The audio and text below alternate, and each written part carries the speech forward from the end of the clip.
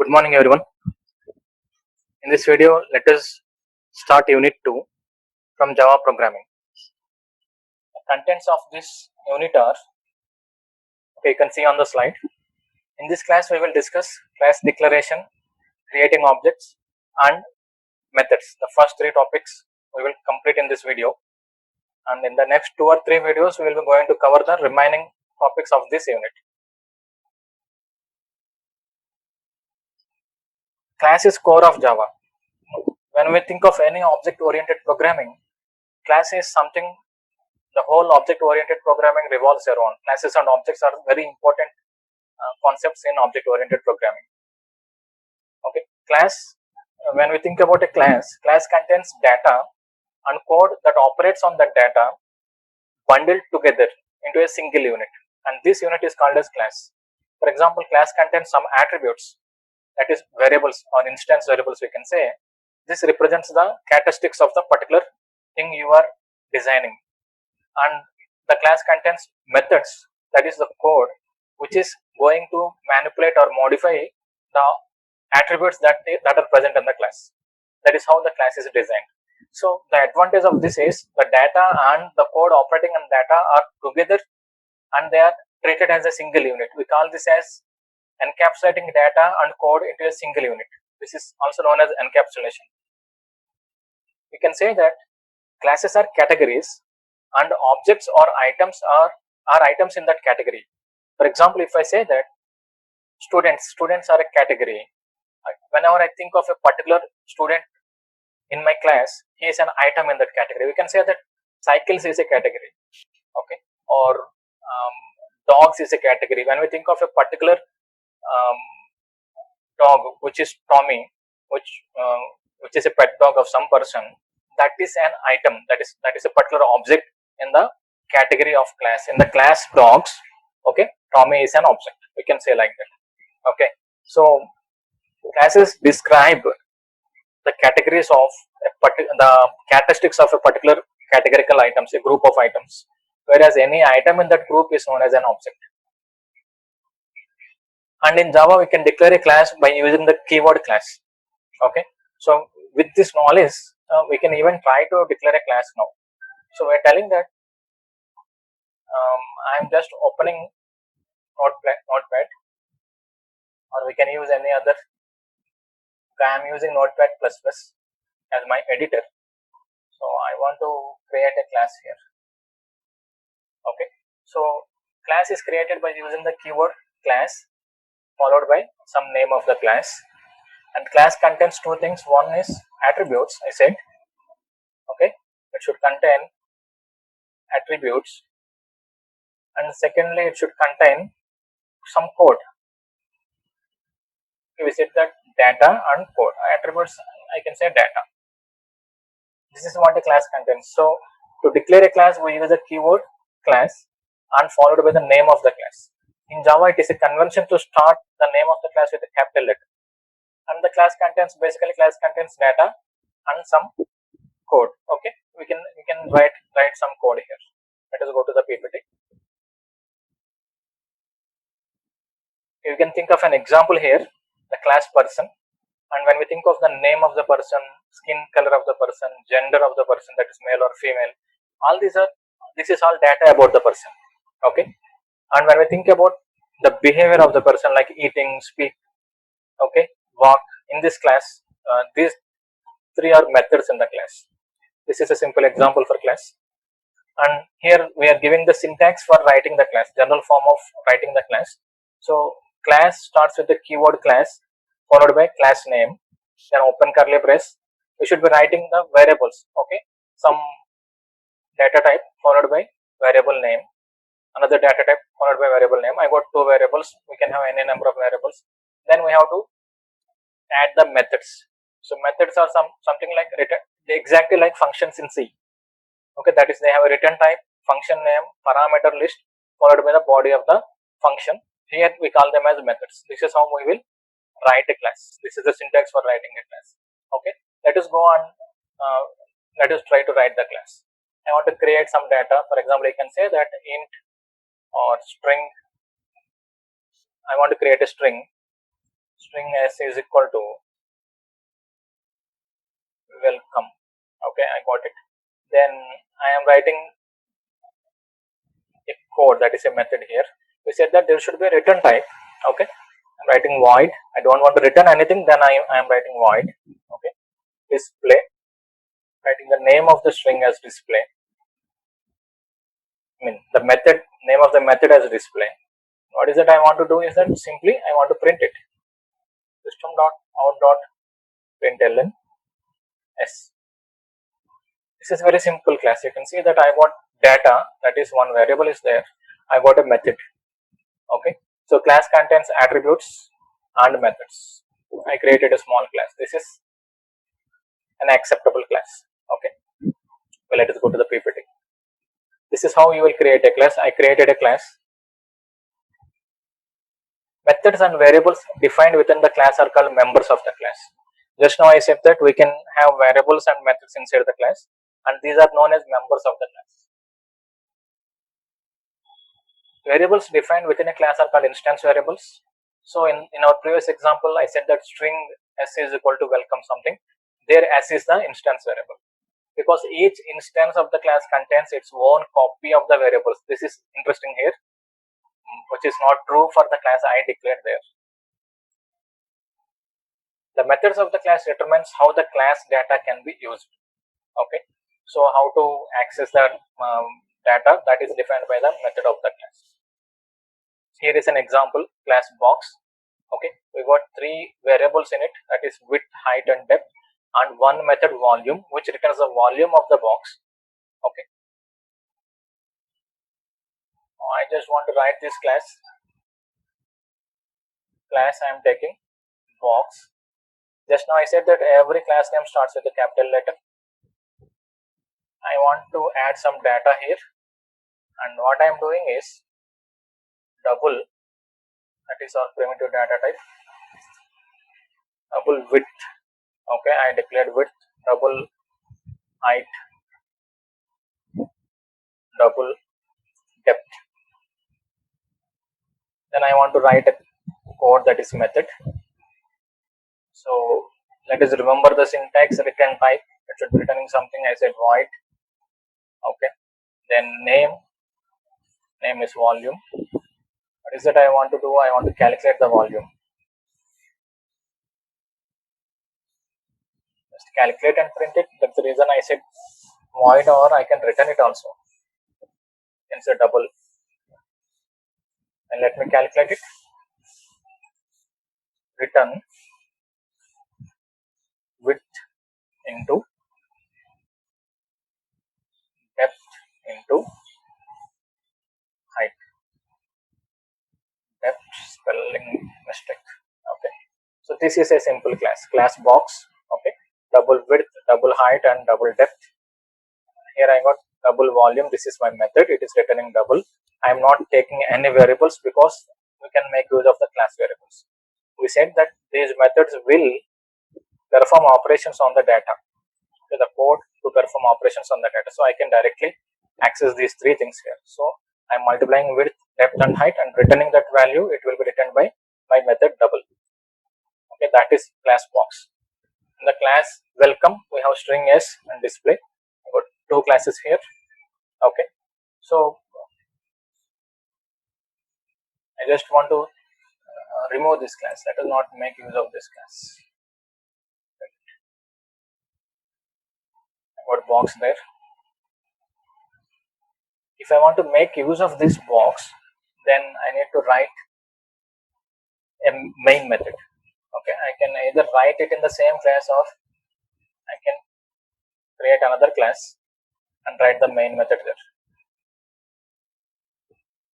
So the main method should follow the syntax public static void main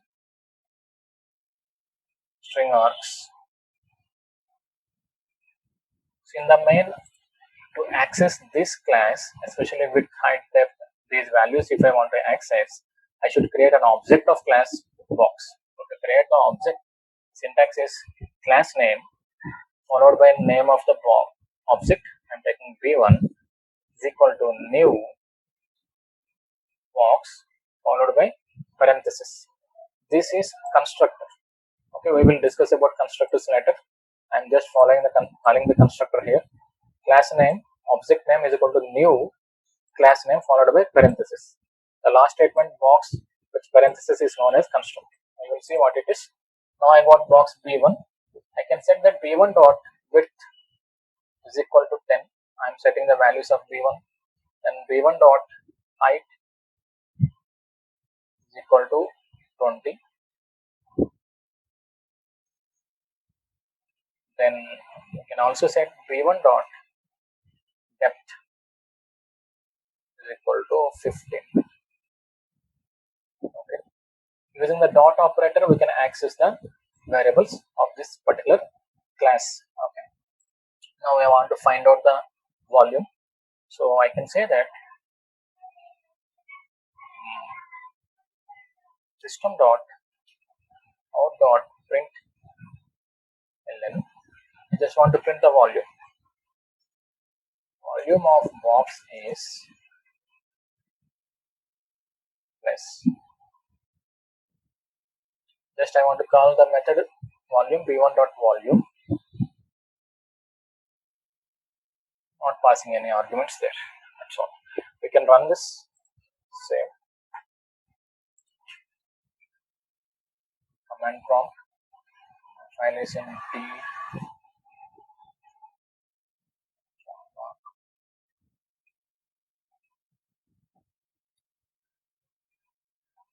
So to compile the file, use Java C.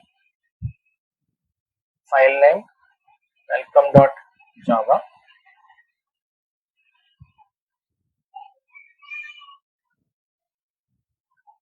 So it compiled without any error. Then Java welcome. So capital W,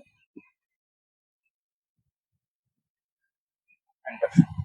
So volume of the box is 3000. This is the output here. Okay. Minimize this. We can create any number of objects we want. If I want to create, I created only one object P1. If I want to create another object also, I can just create it. I can say that box P2 is equal to new box. Then I can set values for B2 in the same fashion. B2 dot width, B2 dot height, and B2 dot depth.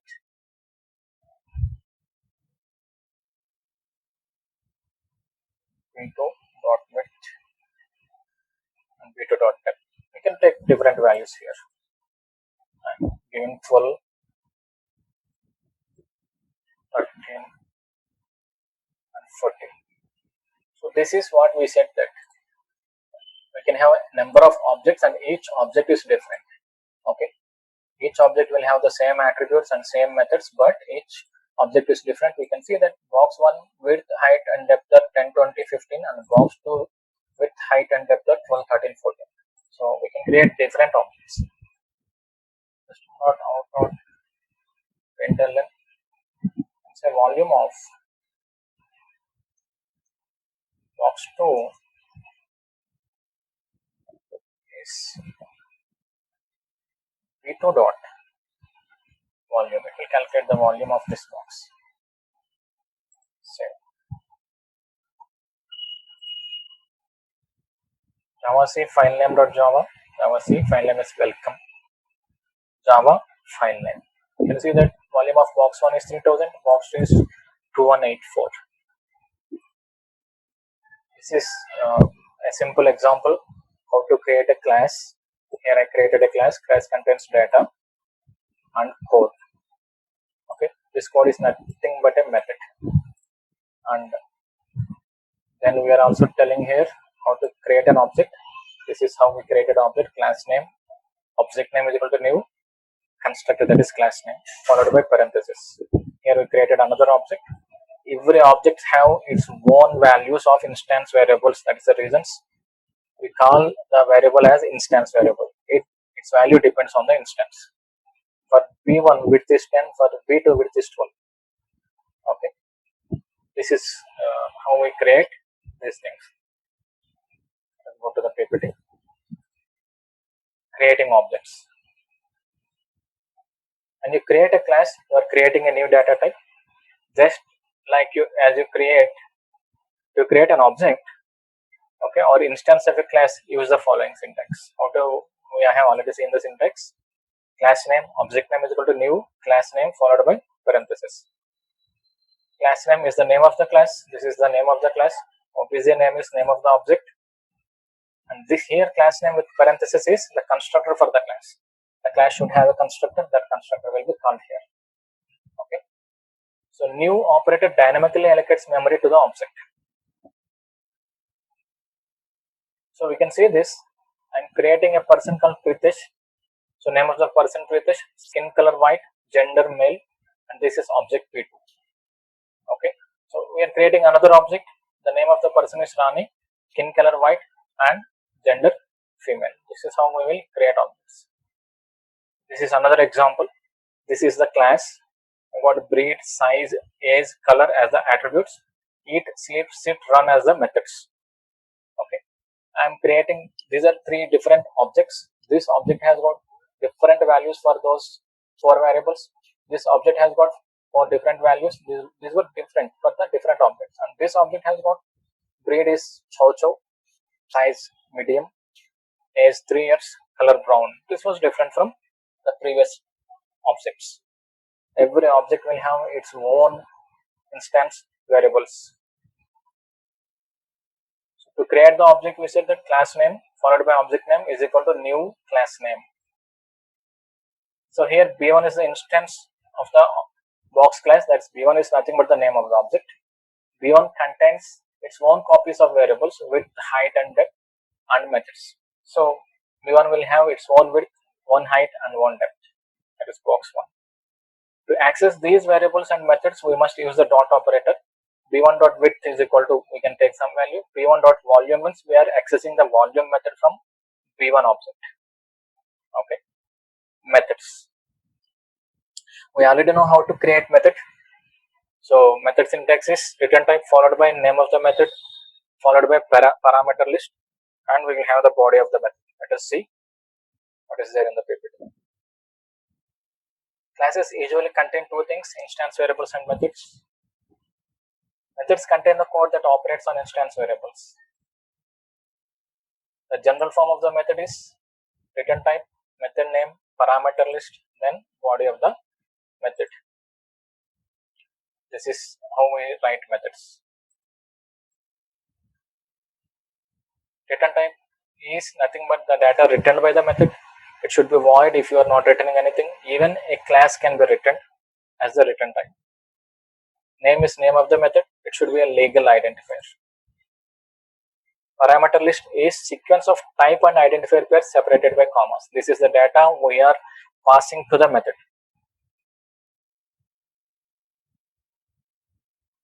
Method overloading is also possible. Method overloading means we can have 2 or more methods in the class with the same name.